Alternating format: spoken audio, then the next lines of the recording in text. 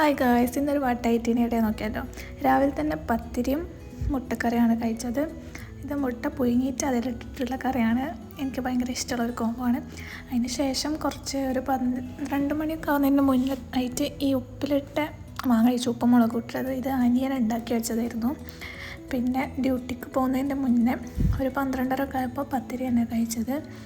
പിന്നെ ഡ്യൂട്ടിയിൽ ബ്രേക്കിന് സമയത്ത് വൈകുന്നേരം ചായ കുടിച്ചു. ഞാൻ ഫ്രണ്ട് ഒരുമിച്ചാണ് ക്യാൻറ്റീനിൽ പോയത്. ചായൻ്റെ കൂടെ ഞാൻ കഴിച്ചത് ഉന്നക്കായാണ്, അവൾ ഉള്ളിവടയും കഴിച്ചു.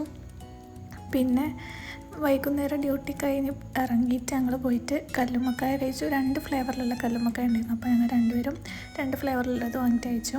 അതിന് ശേഷം ഡ്യൂട്ടി കഴിഞ്ഞ് വീട്ടിലെത്തിയപ്പോൾ ഓൾമോസ്റ്റ് ഡിന്നർ കഴിക്കേണ്ട സമയമായതുകൊണ്ട് അപ്പോൾ തന്നെ ഞാൻ ഡിന്നർ കഴിച്ചു. ഈ ചിക്കൻ കറിയും ചമ്മന്തിയും ചിക്കൻ പൊരിച്ചതും അച്ചാറുമായിരുന്നു ഡിന്നറായിട്ട് ഉണ്ടായിരുന്നത്.